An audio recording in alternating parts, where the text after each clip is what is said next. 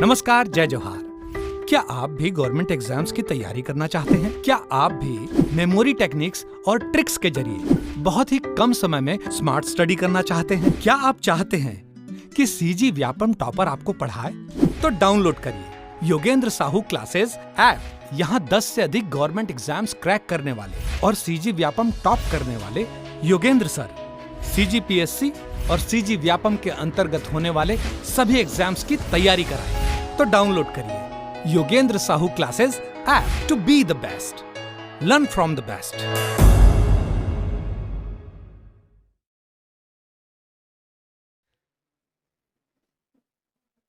ठीक है, तो ये दूसरा वीडियो है एमसीक्यू वाला। इसके पहले वीडियो में हम 1 से लेके 15 क्वेश्चन देख चुके थे। तो इस वीडियो में देखेंगे हम क्वेश्चन नंबर 16 से लेके 30 तक। लेकिन पहले वाले वीडियो में ये क्वेश्चन नंबर जो 8 था ना, इसमें बहुत लोगों को डाउट था, खासकर ऑनलाइन वालों को।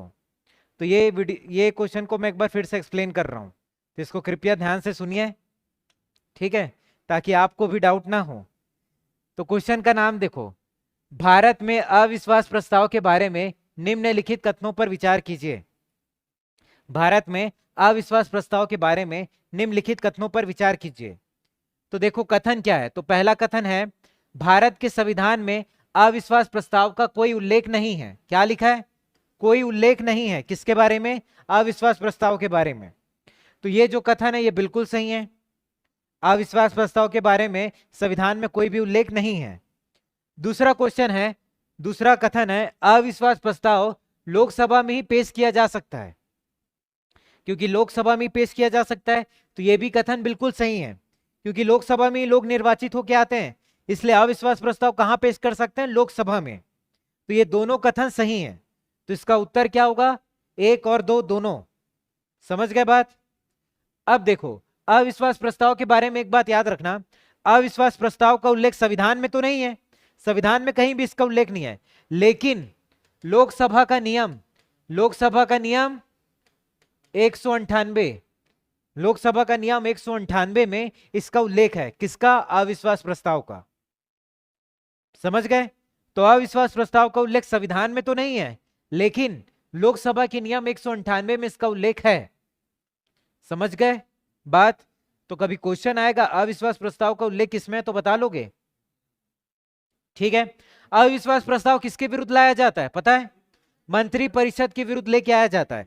और मंत्री परिषद किसके लिए रेस्पॉन्सिबल होता है? लोकसभा के प्रति रेस्पॉन्सिबल होता है।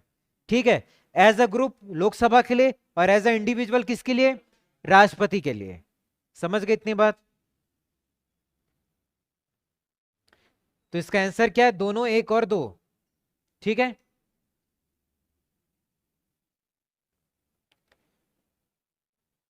अब हम देखते हैं क्वेश्चन नंबर 16। ठीक है, 15 तक कल हो चुका था, अब ये 16 देखते हैं। ठीक है, तो क्वेश्चन सब पढ़ना ध्यान से। भारत के संविधान की प्रस्तावना में, भारत के संविधान की प्रस्तावना में समानता, स्वतंत्रता और बंधुत्व शब्द कौन से देश से लिया गया है? कौन से देश से संविधान में लिया गया है बताओ? Canada, France, Spain, Australia. तो ये कहां से लिया अपन?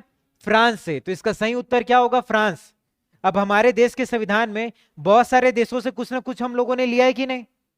तो फ्रांस से हमने क्या लिया? प्रस्तावना में लिया समानता, स्वतंत्रता और बंधुत्व। ठीक है, इसको कहां से लिए? फ्रांस से। ठीक है, उसके बाद बाकी देश का देख लेना। कनाडा से कुछ लिए हैं क्या? कनाडा से क्या लिए हैं? केंद्र द्वारा। कनाडा से क्या लिए हैं? केंद्र द्वारा, जो केंद्र है, केंद्र द्वारा राज्यों में राज्यपाल की नियुक्ति। ठीक है, ये कहां से लिए? कनाडा से।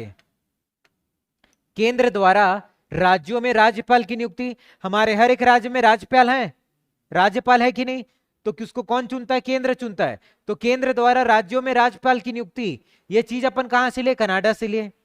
ठीक है, और एक चीज लिए कनाडा से, केंद्र और राज्य के बीच में किसका बंटवारा? शक्ति का। केंद्र और राज्य के बीच में शक्तियों का बंटवारा, यह भी अपन कहां से लिए? कनाडा से। ठीक है, इतनी बातें समझ गए। उसके बाद कनाडा का पता चल गया, फ्रांस का भी हो गया। स्पेन, स्पेन से क्या लिए? तो स्पेन से कुछ नहीं लिए, स्पेन से हम लोगों ने कुछ नहीं लिया। फिर बचा ऑस्ट्रेलिया, ऑस्ट्रेलिया से क्या लिया हम लोगों ने? तो ऑस्ट्रेलिया से लिया हम लोगों ने समवर्ती सूची, समवर्ती सूची मतलब कॉन्करेंट लिस्ट। ये कहां से लिया है? टोटल 3 तरीके का लिस्ट होता है ना, 3 तरीके की सूची होती है, एक संघ सूची, एक राज्य सूची और एक समवर्ती सूची। संघ सूची में कानून बनाने का अधिकार किसको है? केंद्र सरकार को। राज्य सूची में कानून बनाने का अधिकार राज्य सरकार को, और समवर्ती सूची में दोनों को, केंद्र और राज्य दोनों कानून बना सकते हैं। और इसी चीज को अपन कहां से लिए? ऑस्ट्रेलिया से।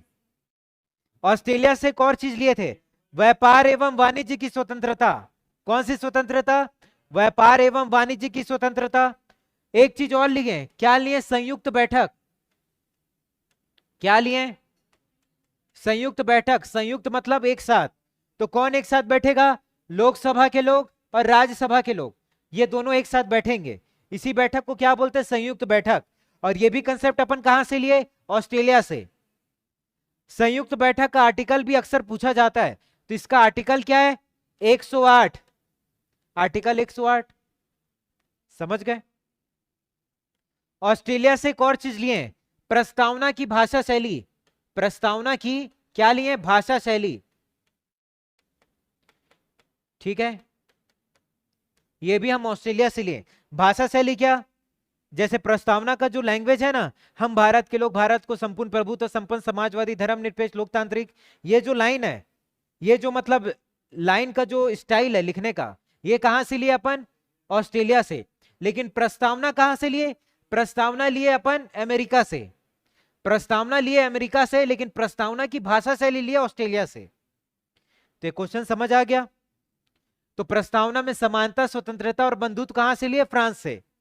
बाकी कनाडा से क्या लिए पता चल गया, ऑस्ट्रेलिया से क्या लिए, स्पेन से तो कुछ भी नहीं लिए।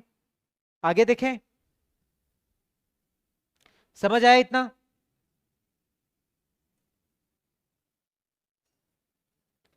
उसके बाद क्या लिखा है क्वेश्चन? राज्यसभा में होते हैं, अब बताओ कौन सा ऑप्शन सही होगा? 280 सदस्य, 20 सदस्य भारत के राष्ट्रपति द्वारा मनोनीत, 275 फिर 18 मनोनीत, 250 और 12 मनोनीत, या 252 और 12 मनोनीत? बताओ। तो इसका उत्तर है ऑप्शन सी। ऑप्शन सी क्या है? 250 सदस्य, जिनमें से 12 सदस्यों को कौन मनोनीत करता है? राष्ट्रपति। आ रहे समझ में? 238 प्लस 12, जिसमें से 12 को मनोनीत कौन करता है? राष्ट्रपति। ठीक है, अब ये 12 लोगों के बारे में एक चीज और याद रखना, ये जो 12 लोग होंगे जिनको राष्ट्रपति मनोनीत कर रहा है, ये 12 लोग कौन से फील्ड से होंगे, ये भी पूछा जाता है। तो ये 12 लोग कौन से फील्ड से होंगे? तो ये होंगे कला से। कला मतलब आर्ट। अब ये आर्ट में बहुत सारी चीजें आ जाती है, आर्ट में खेलकूद भी आ जाता है, अभिनय भी आ जाता है। जैसे सचिन भी राज्यसभा का सदस्य था, रेखा भी राज्यसभा की सदस्य थी, ठीक है, लेकिन इसमें खेल के बारे में कोई बताया नहीं गया, अभिनय के बारे में कोई नहीं बताया गया, क्योंकि खेल और अभिनय किसमें आता है? कला में। तो ये 12 लोग किससे होंगे? या तो कला से हो सकते हैं, या तो समाज सेवा से हो सकते हैं, समाज सेवा, या तो विज्ञान से, या फिर साहित्य से। साहित्य मतलब लिटरेचर।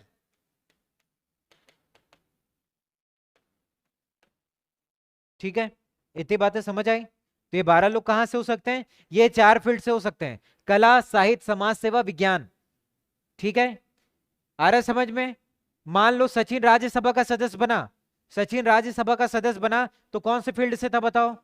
कला। एग्जाम में ऐसा भी क्वेश्चन आ सकता है, आप बोलोगे सचिन तो क्रिकेट खेलता है, खेलकूद तो इसमें दिया नहीं है, तो भाई इसमें से कोई नहीं होगा, लेकिन इसमें से क्या होगा? कला होगा। खेलकूद कला के अंदर आ जाता है, अभिनय कला के अंदर आ जाता है।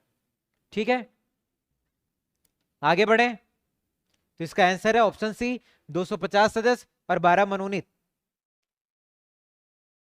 250 में ही इंक्लूड है 12, 250 प्लस 12 नहीं है, 250 में ही इंक्लूड है 12 सदस्य।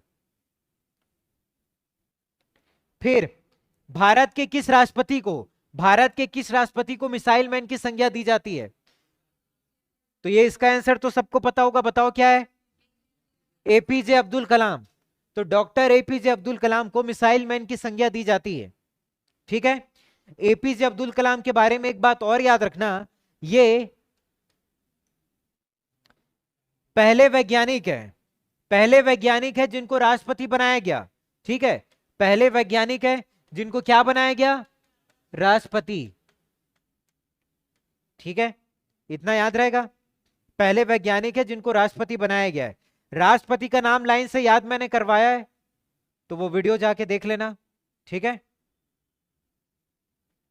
तो बढ़ते हैं नेक्स्ट क्वेश्चन की ओर।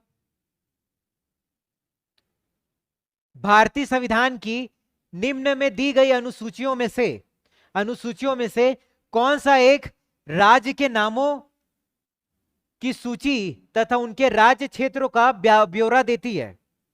बताओ कौन सा होगा, पहला, दूसरा, तीसरा या चौथा?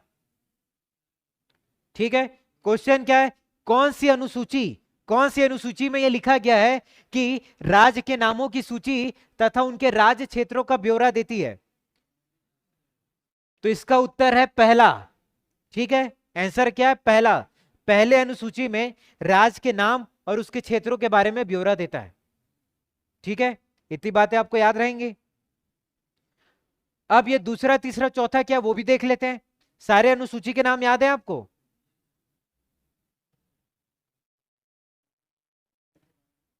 याद है तो एक बार और देख लो, जिसको याद नहीं है।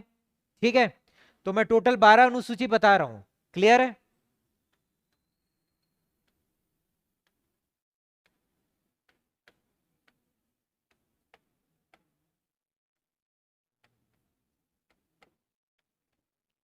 ठीक है, तो ये देखना, ये 12 का 12 अनुसूची देखना। तो इंग्लिश में एक ट्रिक है जिसको आप लोगों ने बहुत बार सुना होगा, टीयर्स ऑफ ओल्ड पीएम। तो ये वर्ड को याद रखना, टीयर्स ऑफ ओल्ड पीएम। ठीक है,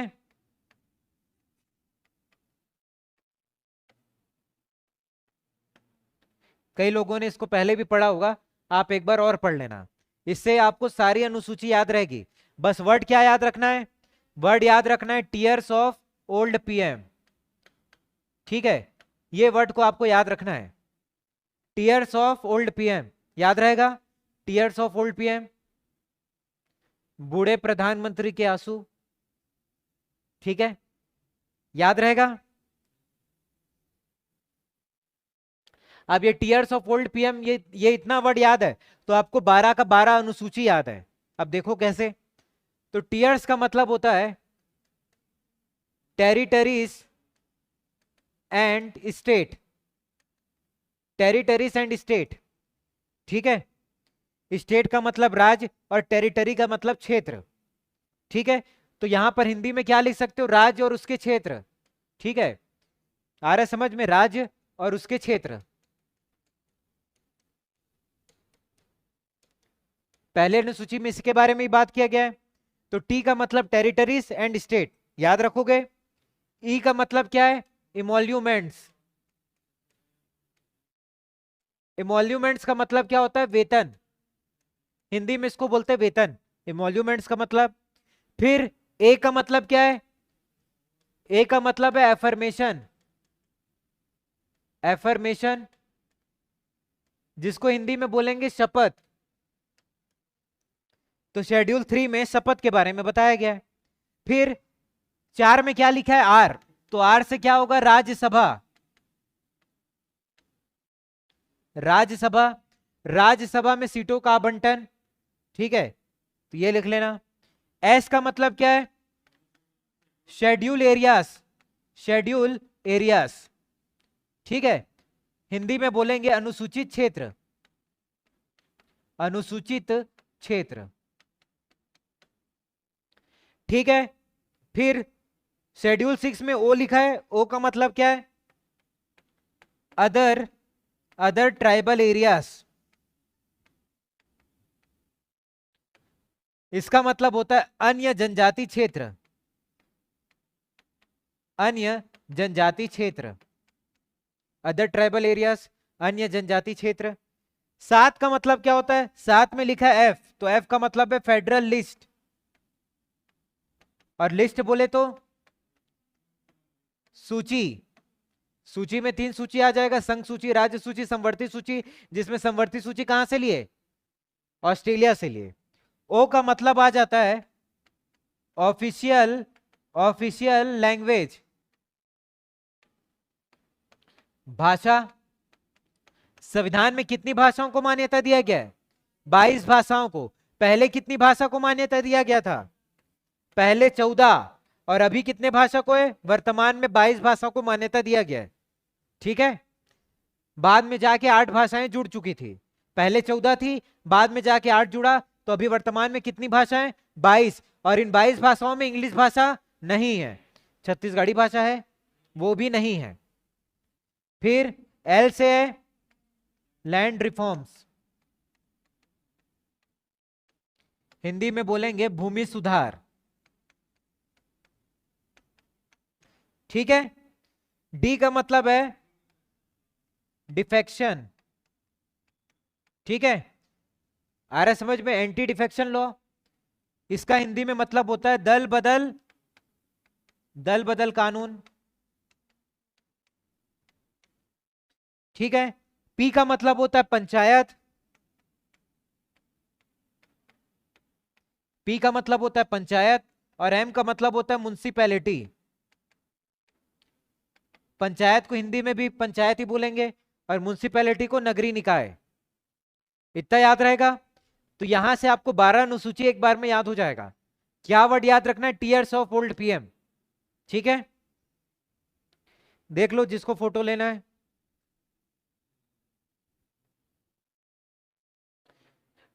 तो अभी वाले क्वेश्चन में कौन सा क्वेश्चन आया था? ये पहली अनुसूची में क्या लिखा है? तो राज्य और उसके नाम क्षेत्र, ठीक है। आ रहा समझ में? और अनुसूची से क्वेश्चन तो पूछता ही है, तो सारे अनुसूची याद रहेंगे पक्का। आगे बढ़े।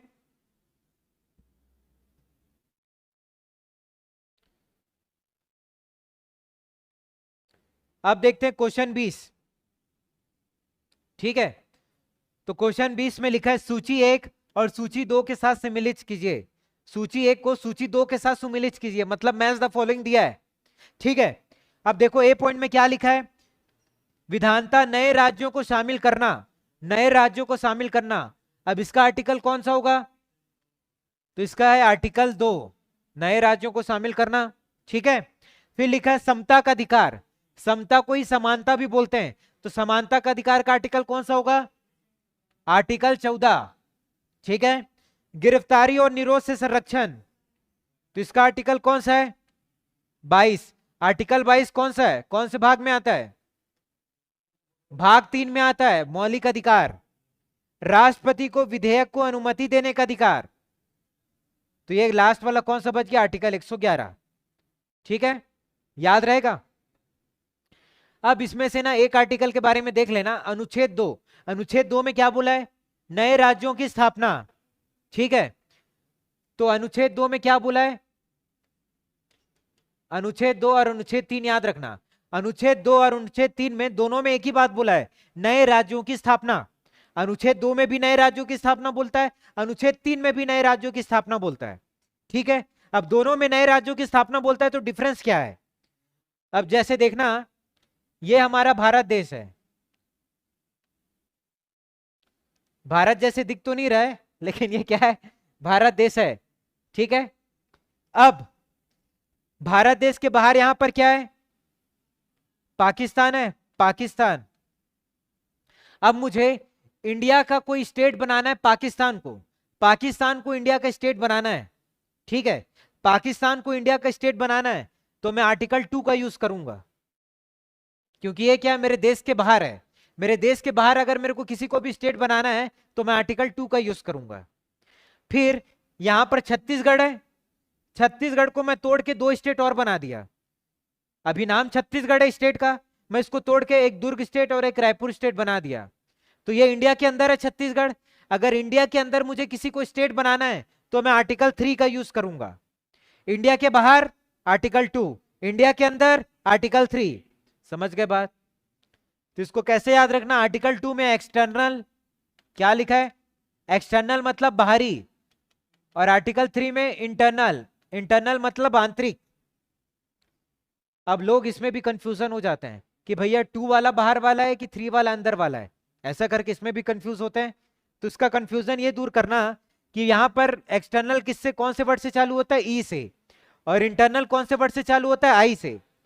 अब अल्फाबेट में ई पहले आता है कि आई पहले आता है, ई पहले आता है तो आर्टिकल 2 पहले, आई बाद में आता है तो आर्टिकल 3 बाद में। ठीक है, तो ई से पता चल जाएगा कि भारत के बाहर किसी को राज्य बनाना है तो ई मतलब आर्टिकल 2, और अंदर बनाना है तो आई मतलब आर्टिकल 3। समझ गए इतनी बातें?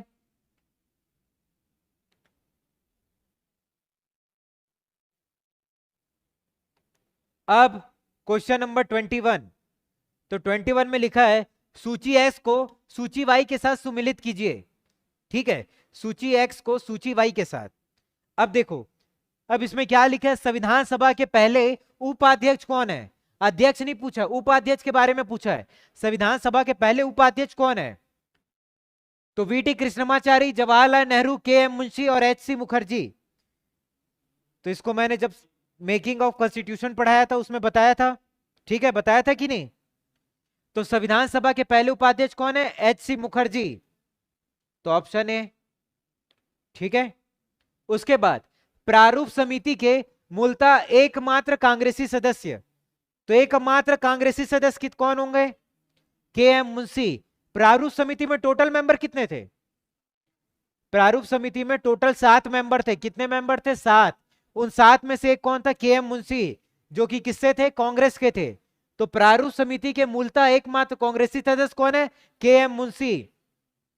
ठीक है, राजस्थान के रियासतों का प्रतिनिधित्व करने वाले संविधान सभा के सदस्य, तो ये कौन है? वीटी कृष्णमाचारी।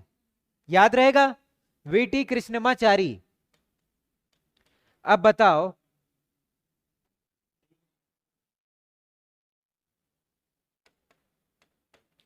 संघ संविधान समिति के अध्यक्ष कौन होंगे? अब जवाहरलाल नेहरू ही बचे ऑप्शन में, तो जवाहरलाल नेहरू होंगे। अब एक बात और याद रखना, संघ संविधान समिति का जहां पर संघ वाला आएगा ना, समिति में संघ वाला जहां आएगा वहां पर 90% केस में जवाहरलाल नेहरू ही अध्यक्ष होंगे। समिति के साथ संघ का नाम दिया, ऐसी 3-4 समिति जिसमें संघ संघ लिखा है, तो उसमें अध्यक्ष कौन होंगे? जवाहरलाल नेहरू। इतनी बातें याद हो गई? उसके बाद ये बताओ, प्रारूप समिति के मूलतः एकमात्र कांग्रेसी सदस्य के एम मुंशी है। प्रारूप समिति के अध्यक्ष कौन थे? तो अध्यक्ष कौन थे प्रारूप समिति के अध्यक्ष? भीमराव अंबेडकर। भीमराव अंबेडकर, और अंबेडकर भी प्रारूप समिति के सदस्य थे। ठीक है, इतनी बातें याद रहेंगी? तो ये क्वेश्चन पूछा जाता है। प्रारूप समिति का गठन कब हुआ है बताओ? तो ये हुआ है प्रारूप समिति का गठन 29 अगस्त 1947। ऐसा बताया था ना, आजादी के 2 हफ्ते बाद। ठीक है, याद रहेगा, गठन से भी क्वेश्चन पूछता है कि प्रारूप समिति का गठन कब हुआ है? 29 अगस्त 1947। आगे बढ़े।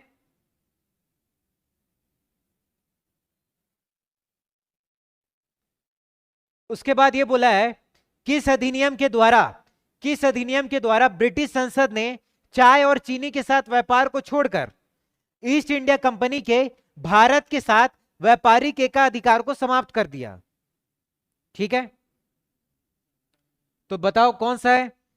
813, 1813, 1833, 1853। तो इसका उत्तर है 1813।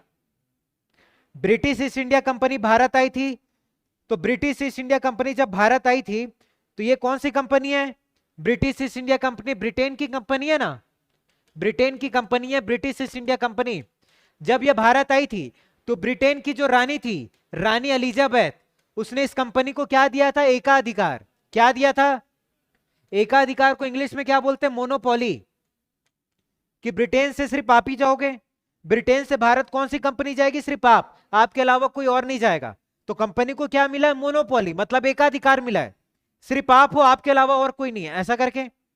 ठीक है, तो 1813 में कंपनी के मोनोपोली को समाप्त कर दिया गया, कंपनी के एकाधिकार को समाप्त कर दिया गया। और 1813 के एक्ट में यह क्या बोला गया कि कंपनी केवल क्या करेगा, चाय बेचेगा और चाइना के साथ व्यापार करेगा। ठीक है, कंपनी केवल चाय बेच सकता है और चाइना के साथ क्या कर सकता है, व्यापार कर सकता है। ठीक है, चाइना हो या चीनी हो, एक ही बात है। ठीक है, और इसमें यह बोला था 1813 के एक्ट में एक चीज और बोला था, ईसाई मिशनरियों को भारत आने दिया गया, भारत में अपना धर्म का प्रचार प्रसार करने के लिए ईसाई मिशनरी को आने दिया गया। तो 1813 के एक्ट में दो बातें आपको याद रखनी है। क्या बातें, कंपनी के एकाधिकार को समाप्त किया गया और कंपनी को बोला गया कि आप चाय बेचोगे और चाइना के साथ व्यापार करोगे। दूसरी बात 1813 के एक्ट में क्या बोला गया कि ईसाई मिशनरियों को भारत में आने दिया गया और उनको भारत में धर्म का प्रचार प्रसार करने के लिए बोला गया। ठीक है, वो अपने धर्म का प्रचार प्रसार कर सकते थे, इसके पहले नहीं कर सकते थे। समझ गए बात?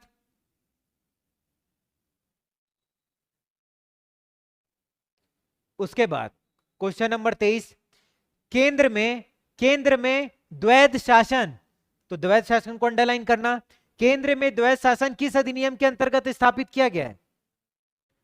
केंद्र में द्वैध शासन, द्वैध शासन का मतलब क्या होता है, दोहरा शासन, दोहरा शासन। ठीक है, इंग्लिश में क्या बोलते हैं, डायरकी। ठीक है, बताओ केंद्र में द्वैध शासन कौन सा, 1909 का अधिनियम, भारत सरकार अधिनियम 1909। 1909 को दो बार लिख दिए, ये 1933 की जगह ये 35 कर लेना। ठीक है, और एक है 1947, तो इसका उत्तर है भारत सरकार अधिनियम 1935। ठीक है, तो ये 33 नहीं, इसको 35 कर लेना। तो भारत सरकार अधिनियम 1935 ही इसका आंसर है, केंद्र में द्वैध शासन। अब इसको आगे वाले क्वेश्चन में मैं एक्सप्लेन करूंगा। ठीक है, तो केंद्र में द्वैध शासन, और इसको एकदम स्टार लगा के याद रखना, ये क्वेश्चन बार बार पूछा जाता है। केंद्र में द्वैध शासन कब लाया गया, तो 1935 के एक्ट में लाया गया। आगे बढ़े,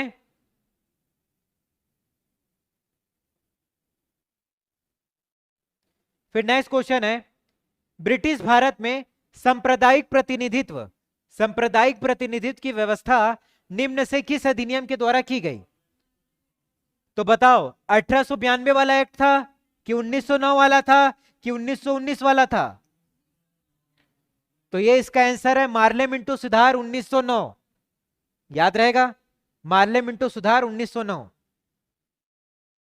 अब इसके बारे में मैं थोड़ा एक्सप्लेन कर देता हूं कि ये बहुत इंपॉर्टेंट एक्ट है। ठीक है,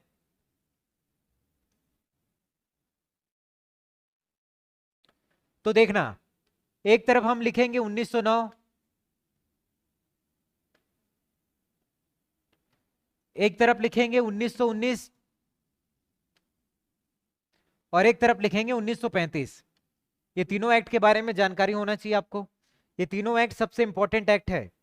ठीक है, तो 1909 के जो एक्ट को क्या कहा जाता था, मॉर्ले मिंटो, क्या कहा जाता था, मॉर्ले मिंटो सुधार या मॉर्ले मिंटो रिफॉर्म। ठीक है, अब ये जो मॉर्ले मिंटो, दो व्यक्तियों का नाम है। मॉर्ले किसका नाम है, ये किसका नाम है, सेक्रेटरी का। तो जो पहला नाम होता है वो इंडियन सेक्रेटरी का नाम होता है। कौन सा सेक्रेटरी है, इंडियन सेक्रेटरी। पहला नाम किसका होता है, सेक्रेटरी का। जो दूसरा नाम है मिंटो, ये वाइसराय का नाम होता है। तो 1909 के एक्ट को और क्या कहा जाता है, मॉर्ले मिंटो रिफॉर्म कहा जाता है। ठीक है, वैसे ही 1919 वाले को क्या कहा जाता है, मॉन्टेग्यू चेम्सफोर्ड, मॉन्टेग्यू चेम्सफोर्ड। अब मैंने क्या बोला था, पहले वाला नाम क्या होता है, इंडियन सेक्रेटरी का नाम, तो यहां इंडियन सेक्रेटरी का नाम क्या होगा, मॉन्टेग्यू, और चेम्सफोर्ड क्या नाम होगा, वाइसराय का। ठीक है, आ रहा है समझ में, बस 1935 वाले का नहीं है। अब इसमें 1909 वाले में कोई एक चीज और याद रखना। ठीक है, 1909 वाले में क्या लाया गया था, सांप्रदायिक प्रतिनिधित्व। सांप्रदायिक क्या लाया था, सांप्रदायिक प्रतिनिधित्व, जिसको इंग्लिश में बोलते हैं कम्युनल इलेक्टोरेट। अब ये सांप्रदायिक प्रतिनिधित्व किसके लिए लाया गया था, मुस्लिम्स के लिए। किसके लिए लाया गया था? मुस्लिम्स के लिए। तो ये क्वेश्चन का सबसे स्टार पॉइंट है, ठीक है। तो इसको स्टार लगा के याद रखना, अपने दिमाग में भी स्टार लगा लेना।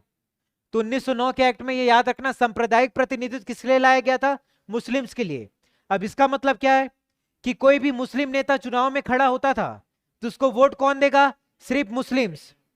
मुस्लिम नेता चुनाव में खड़ा होगा तो उसको वोट कौन देगा? सिर्फ मुस्लिम्स। इतनी बातें याद हो जाएंगी, ठीक है। अब ये 1909 के एक्ट में बोला गया था, मुस्लिम्स वाला किसके एक्ट में बोला गया था? 1909। याद रखोगे, इससे बार बार क्वेश्चन पूछता है। अब 1919 वाला देखते हैं। अब यहां पर भी जो सांप्रदायिक प्रतिनिधित्व था, सांप्रदायिक प्रतिनिधित्व, इसको क्या किया गया? बढ़ाया गया। सांप्रदायिक प्रतिनिधित्व को क्या कर दिया गया? बढ़ाया गया। बढ़ाया गया। अब बढ़ा के क्या किया गया? यहां पर मुस्लिम्स के लिए था, यहां पर सिख के लिए भी हो गया, क्रिश्चियंस के लिए भी हो गया, और किसके लिए हो गया? एंग्लो इंडियन के लिए। सिख, क्रिश्चियन और एंग्लो इंडियन। एंग्लो इंडियन मतलब आंग्ल भारतीय। आंग्ल भारतीय कौन होता है? माता भारतीय होगी, माता भारतीय, और पिता किसी यूरोपीय देश का व्यक्ति। माता भारतीय होगी और पिता यूरोपीय देश का व्यक्ति। ये दोनों के बीच का जो रिजल्ट आएगा वो क्या होता है? आंग्ल भारतीय। मतलब ये दोनों के बीच का जो पुत्र या पुत्री होगी उसको हम क्या बोलेंगे? आंग्ल भारतीय, एंग्लो इंडियन, ठीक है। इतनी बातें याद रहेंगी। तो देखो 1909 और 1919 एक साथ याद रखना। 1909 में सिर्फ मुस्लिम्स के लिए और 1919 में सिख, क्रिश्चियन और आंग्ल भारतीय के लिए, ठीक है। उसके बाद एक चीज और याद रखना, वाइसराय, जो वाइसराय होते थे उस टाइम, जैसे अभी हमारे देश में पीएम होते हैं ना, प्रधानमंत्री, वैसे ही बड़ा पोस्ट वहां उस टाइम किसका था? वाइसराय का। तो वाइसराय के कार्यकारी परिषद में, ठीक है, जैसे अभी प्रधानमंत्री के साथ कौन रहता है? मंत्रिमंडल रहता है। वैसे उस टाइम वाइसराय के साथ क्या रहता था? कार्यकारी परिषद, जो उसको प्रधानमंत्री को काम करने में हेल्प करता था। तो कार्यकारी परिषद में पहली बार एक भारतीय को शामिल किया गया, ठीक है। वाइसराय के कार्यकारी परिषद में पहली बार किसको शामिल किया गया? एक भारतीय को, और उस भारतीय का नाम क्या था? सत्येंद्र प्रसाद सिन्हा। क्या नाम था? ठीक है, सत्तू भैया, ठीक। पिक्चर बहुत देखा था भैया? अच्छा। उसके बाद अब यहां पर देख लेना, अब यहां पर भी वाइसराय के कार्यकारी परिषद में, कार्यकारी परिषद में यहां पर कितने भारतीयों को शामिल किया गया? 3 भारतीयों को। यहां पर 1 भारतीयों को शामिल किया गया, यहां पर 3 भारतीय। तो 1909 और 1919 को दोनों को एक साथ पढ़ सकते हो आप, ठीक है, याद रहेगा। तो ये 2 इंपॉर्टेंट पॉइंट है, क्लियर है। उसके बाद 1919 का सबसे इंपॉर्टेंट पॉइंट, सबसे इंपॉर्टेंट पॉइंट, ठीक है। प्रांतों में क्या लाया गया? प्रांतों में द्वैध शासन। प्रांत मतलब अभी जैसे स्टेट बोलते हैं ना, स्टेट, वैसे उस टाइम प्रांत था। तो प्रांतों में क्या लाया गया? द्वैध शासन, ठीक है, याद रहेगा, प्रांतों में द्वैध शासन। तो 1919 के एक्ट में प्रांतों में द्वैध शासन लाया गया, ठीक है। लेकिन 1935 में केंद्र में द्वैध शासन लाया गया, केंद्र में द्वैध शासन। यहां पर प्रांतों में द्वैध शासन, यहां पर केंद्रों में द्वैध शासन। द्वैध शासन मतलब दोहरा शासन, अभी बताऊंगा मैं, ठीक है। उसके बाद यहां पर प्रांतों में द्वैध शासन और 1935 वाले में केंद्रों में द्वैध शासन। फिर यहां पर क्या किया गया? प्रांतों में द्वैध शासन को समाप्त कर दिया गया। प्रांतों में द्वैध शासन को क्या कर दिया गया? समाप्त। यहां चालू किया गया 1919 वाले में, 1935 वाले में समाप्त। फिर क्या बोला गया? प्रांतों में क्या लाया गया? प्रांतों में द्वैध शासन को समाप्त करके प्रांतों में प्रांतीय स्वायत्तता लाया गया। क्या लाया गया? प्रोविंशियल ऑटोनॉमी, इंग्लिश में क्या बोलते हैं? Provincial autonomy. ठीक है, आ रहा समझ में? डिफरेंस समझ आया? प्रांतों में द्वैध शासन 1919, केंद्र में द्वैध शासन 1935। अब प्रांतों में जो द्वैध शासन 1919 में था उसको 1935 में खत्म। प्रांतों में क्या ला दिया गया? प्रांतीय स्वायत्तता। अब देखो ये द्वैध शासन क्या है? द्वैध शासन का मतलब होता है दोहरा शासन। अब देखना इसका मतलब बता रहा हूं।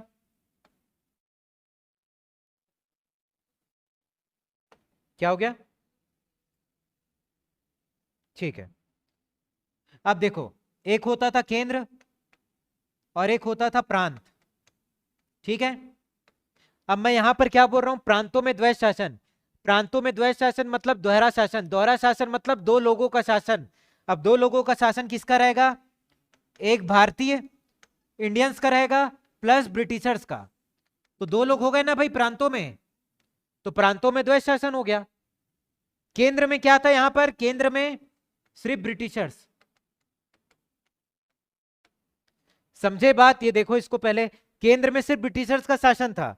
जैसे अभी भी हमारे यहां दोहरा शासन है ना, केंद्र में किसी और का शासन है और राज्य में किसी और का शासन है। राज्य में भूपेश, केंद्र में मोदी। तो ऐसी केंद्र में ब्रिटिशर्स का और राज्यों में दोहरा शासन बोल रहा हूं प्रांतों में, तो क्या है? भारतीय प्लस ब्रिटिशर्स। ठीक है, अब देखो यहां पर क्या हुआ? यहां पर केंद्र में दोहरा शासन हुआ, तो यहां पर क्या होगा? केंद्र में दोहरा शासन का मतलब यहां पर भारतीय प्लस ब्रिटिशर्स, केंद्रों में दोहरा शासन। समझ गए बात? फिर प्रांतों वाला देखना, प्रांतों वाला यहां पर प्रांतों में क्या हुआ? दोहरा शासन समाप्त हो गया। दोहरा शासन समाप्त हुआ और क्या आया? प्रांतीय स्वायत्तता। प्रांतीय स्वायत्तता का मतलब है अब पूरी तरीके से भारतीयों का राज हो गया। ठीक है, यह है इसका मतलब। तो जिसको फोटो लेना है ले लो।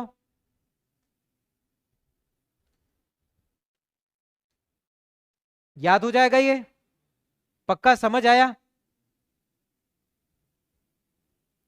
तो देखो 1909 और 1919 और 1935, हालांकि ये एक्ट बहुत बड़ा है, इसको मैं हिस्टोरिकल बैकग्राउंड वाले चैप्टर में अच्छे से बताया हूं। ठीक है, तो उसका जाके वीडियो आप देख लेना।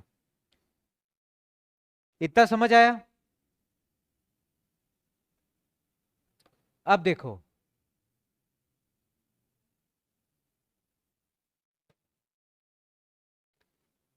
उसके बाद देखना नेक्स्ट क्वेश्चन 25 नंबर का।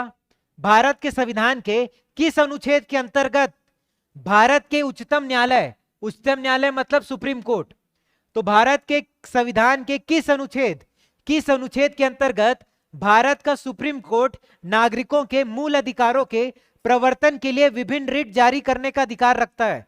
विभिन्न रिट जारी करने का अधिकार रखता है। ठीक है, जैसे कि सुप्रीम कोर्ट है, जैसे आपको मौलिक अधिकार मिला है, भारत के हर एक नागरिक को मौलिक अधिकार मिला है। अगर आपके मौलिक अधिकार का हनन होता है, अगर आपको मौलिक अधिकार को यूज करने से कोई भी रोक रहा है, तो आप डायरेक्ट कहां जा सकते हो? सुप्रीम कोर्ट या फिर हाई कोर्ट। यही तो मौलिक अधिकार की खासियत है ना। मौलिक अधिकार एक ऐसा अधिकार है जिसका अगर हनन होता है, हनन, हनन मतलब वायलेशन, तो जिसका अगर हनन होता है तो आप डायरेक्ट हाई कोर्ट या सुप्रीम कोर्ट के पास जा सकते हो। सुप्रीम कोर्ट और हाई कोर्ट आपकी सहायता कैसे करेगा? आपके लिए रिट जारी करके। क्या जारी करके? रिट जारी करके। रिट मतलब एक तरीके का रेमेडी है, एक तरीके का दवाई है, समझो। ठीक है, आ रहा है समझ में? अब देखो तो कौन से आर्टिकल के तहत रिट जारी करता है सुप्रीम कोर्ट? तो आर्टिकल 32 के तहत जारी करता है। तो कौन से आर्टिकल के तहत? तो आर्टिकल 32 के तहत सुप्रीम कोर्ट 5 तरीके का रिट जारी करता है। कितने तरीके का रिट? 5। ठीक है, अब मैंने क्या बोला था कि आपके मौलिक अधिकार का अगर हनन होगा तो आप डायरेक्ट हाई कोर्ट या सुप्रीम कोर्ट जा सकते हो। तो सुप्रीम कोर्ट तो आर्टिकल 32 में रिट जारी करता है 5 तरीके का, हाई कोर्ट भी तो रिट जारी करता है। मैंने हाई कोर्ट भी तो बोला था। तो इसका आर्टिकल क्या है? आर्टिकल 226 के तहत हाई कोर्ट भी रिट जारी कर सकता है। और कितना रिट? 6 प्रकार का रिट जारी कर सकता है। याद रहेगा? ठीक है, अब बताओ ये 5 तरीके का रिट क्या क्या होगा? तो बताओ 5 रिट क्या क्या है? बंदी प्रत्यक्षीकरण, पहला क्या है? बंदी प्रत्यक्षीकरण, जिसको अपन इंग्लिश में बोलते हैं हैबिस कॉर्पस। दूसरा क्या है? परमादेश। दूसरा रिट क्या है? परमादेश, जिसको हम इंग्लिश में बोलते हैं मैंडमस। फिर एक है उत्प्रेक्षण, उत्प्रेषण जिसको क्या बोलते हैं अपन? सर्सियोरी। फिर एक रिट है अधिकार परीक्षा, जिसको इंग्लिश में बोलते हैं कोवेरेंटो, याद रहेगा। फिर एक जो रिट है जिसका नाम है प्रोहिबिशन, ठीक है, आ रहा है समझ में? हिंदी में क्या बोलते हैं प्रोहिबिशन को? बताओ। प्रतिषेध, क्या बोलते हैं अपन? प्रतिषेध, ठीक है। तो ये टोटल 5 तरीके का रिट है, याद रहेगा। तो नेक्स्ट क्वेश्चन की ओर बढ़ते हैं। तो नेक्स्ट क्वेश्चन लिखा है, भारत के एक राज्य के राज्यपाल से संबंधित कथनों पर ध्यान दीजिए। राज्यपाल से संबंधित, कौन से? राज्यपाल से संबंधित। तो पहला पॉइंट है, उसे जन्म से भारत का नागरिक होना चाहिए, ठीक है, उसे जन्म से भारत का नागरिक होना चाहिए। लेकिन संविधान में ऐसा लिखा है जन्म से भारत का नागरिक होना चाहिए? नहीं लिखा है। उसमें सिर्फ ये लिखा है भारत का नागरिक होना चाहिए, जन्म से तो नहीं लिखा है भाई। तो ये वाला पॉइंट क्या है? गलत है। उसकी आयु कम से कम 35 वर्ष होनी चाहिए। अगर आपको राज्यपाल बनना है तो आपकी उम्र कितनी होनी चाहिए? 35 वर्ष। तो ये ऑप्शन सही है, ये कथन सही है। फिर उसके बाद उसमें लोकसभा का सदस्य बनने की योग्यता होनी चाहिए। तो ये क्या है? ये भी गलत है।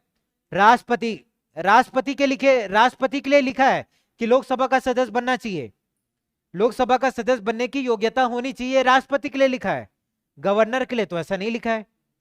फिर है, वह एक से अधिक राज्यों का राज्यपाल हो सकता है। तो यह बात बिल्कुल सही है। आप लोगों ने देखा होगा कोई व्यक्ति एक स्टेट का राज्यपाल होता है, फिर भी उसको दूसरे स्टेट का राज्यपाल बना देते हैं। तो कौन कौन सा ऑप्शन सही होगा? 2 और 4, समझ गए? तो देखो, एक एक वर्ड भी इंपॉर्टेंट रहता है संविधान में। यहां पर सिर्फ जन्म लिख दिया तो चेंज हो गया। आप अपने से दिमाग मत लगा देना, भारत का नागरिक होना चाहिए, जन्म से भी होगा तो कोई फर्क नहीं पड़ता, ऐसा करके मत चलेगा, मत कर देना, ठीक है। अरे समझ में, नमक और हल्दी नहीं है, ज्यादा कम डाल दोगे चल जाएगा। यहां आपके नमक और हल्दी को कोई भी पसंद नहीं करेगा। फिर उसके बाद क्वेश्चन है, निम्न में से कौन सा एक मतदाता आयु घटाने से संबंधित संविधान संशोधन है? तो ये कौन सा है? ये मैंने आपको बताया था कौन सा संविधान संशोधन है। तो ये 61, ठीक है, 61 संविधान संशोधन। तो इसका उत्तर क्या है? 61 संविधान संशोधन। ये कब हुआ था? 1989 में। और ये संशोधन के तहत क्या हुआ था? मतदाता की आयु जो 21 वर्ष थी, पहले 21 वर्ष थी, इसको घटा के कितना कर दिया गया? 18 वर्ष। तो 21 साल से घटा के कितना कर दिया गया? 18 वर्ष। कौन सा संविधान संशोधन में? 61, 1989। तो इसको स्टार लगा के याद रखना, ये पूछता ही पूछता है। आगे बढ़े।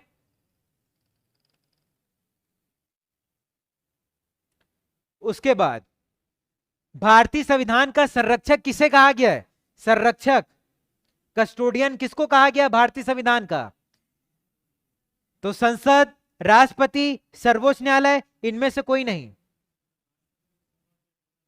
तो इसका उत्तर है सर्वोच्च न्यायालय, ठीक है। संरक्षक किसे कहा गया है? सर्वोच्च न्यायालय को, ठीक है। हाँ, शपथ लेता उल्लंघन ना करने की, ठीक है। फिर देखते हैं लोकसभा का कोरम, लोकसभा का जो कोरम है कुल सदस्य संख्या का कितना होता है? 1/3, 1/5, 1/11, 1/10। तो लोकसभा का कोरम कितना होता है? कुल सदस्यों का 1/10। कोरम का क्या मतलब होता है? तो कोरम मतलब होता है हिंदी में गणपूर्ति, और इसका मतलब क्या है? न्यूनतम संख्या चाहिए जिससे किसी भी मीटिंग को चालू किया जा सके, ठीक है। अब जैसे लोकसभा में टोटल कितने लोग हैं? 550 लोग हैं। 550 लोग हैं। अब 550 में मान लो मीटिंग होने वाला है, और जिस दिन मीटिंग होने वाला है उसी दिन मान लो पानी गिर गया। पानी गिर गया और सबके पास कार उर नहीं है तो सब जा नहीं पाए। ठीक है, अब होगा क्या कि उस मीटिंग में सिर्फ कुछ ही लोग आएंगे। अब मीटिंग को चालू भी करना है, तो चालू करने के लिए बोला गया कि कम से कम इतने लोग आएंगे ना तभी चालू करेंगे। तो कम से कम जो वर्ड यूज कर रहे हैं कि कम से कम इतने लोग आएंगे तभी चालू करेंगे, वो मतलब क्या है, उसी का मतलब होता है कोरम। तो कोरम का मतलब ही होता है कम से कम इतने लोग आएंगे तब चालू करेंगे। तो कम से कम कितने होने चाहिए, 1/10। तो ये 550 है, इसका 1/10 कितना होगा, 55। तो मीटिंग में कम से कम 55 लोग होंगे तभी लोकसभा की मीटिंग चालू होगी। समझ गए इतनी बात। अब एक चीज और देखना, ये लोकसभा है, राज्यसभा है, विधानसभा है और विधान परिषद। इन सारे जगहों में कोरम कितना होता है, 1/10। राज्यसभा में भी 1/10 होता है, विधानसभा में भी 1/10 और विधान परिषद में भी 1/10। तो 1/10 सारे जगह होता है, याद रखोगे इतना, पक्का। आगे बढ़े।